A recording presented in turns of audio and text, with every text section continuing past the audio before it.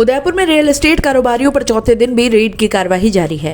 Acme और अंकुश real estate group में जुड़े पार्टनर्स से टीमें पूछताछ कर रही है। अब तक टीमों को सर्चिंग में 170 करोड़ से ज्यादा की अघोषित संपत्ति मिली है। इसके साथ 14 किलो से ज्यादा की सोने की ज्वेलरी भी मिली है, जिसके कोई वैध दस्तावेज नहीं मिल सके हैं। बुधवार सुबह से यह कार्रवाई चल रही है। शनिवार को भी 20 से ज्यादा ठिकानों पर पूछताछ हो रही है। इनकम टैक्स की टीमें अपने अंतिम दौर में कारोबारियों को स्टेटमेंट रिकॉर्ड कर रही है। ये कार्रवाई अब 1 या 2 दिनों में पूरी हो सकती है। वहीं शनिवार को पंकज जैन नामक एक पार्टनर की तबीयत बिगड़ने पर उसे अस्पताल में ले जाया गया। इनके भर्ती होने से डिस्चार्ज होने के बाद ही स्टेटमेंट रिकॉर्ड किए जाएंगे।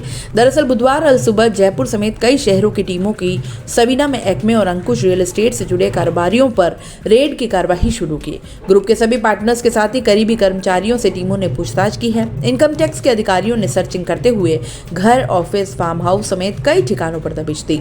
अब इस कार्रवाई में राजस्थान के कई शहरों के साथ ही मुंबई के बड़े प्रोजेक्ट में इन्वेस्टमेंट से जुड़े दस्तावेज इनकम टैक्स के हाथ लगे हैं। इनकम टैक्स को कालूलाल जैन और उनके सहयोगियों को 17 से ज्यादा अघोषित लॉकर भी मिले हैं। अब तक की ज्यादातर अघोषित संपत्तियां पंकज जैन की मिली है। सभी जगह टीमें डॉक्यूमेंट वेरिफिकेशन के साथ ही बड़ी प्रॉपर्टी के दस्तावेजों की जांच हो रही है।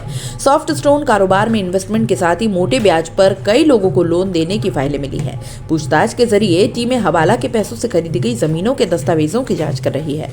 आय के बारे में विस्तार से जानकारी ले रहे हैं। उदयपुर में इन ग्रुप्स के पास 1000 करोड़ से ज्यादा की प्रॉपर्टी है।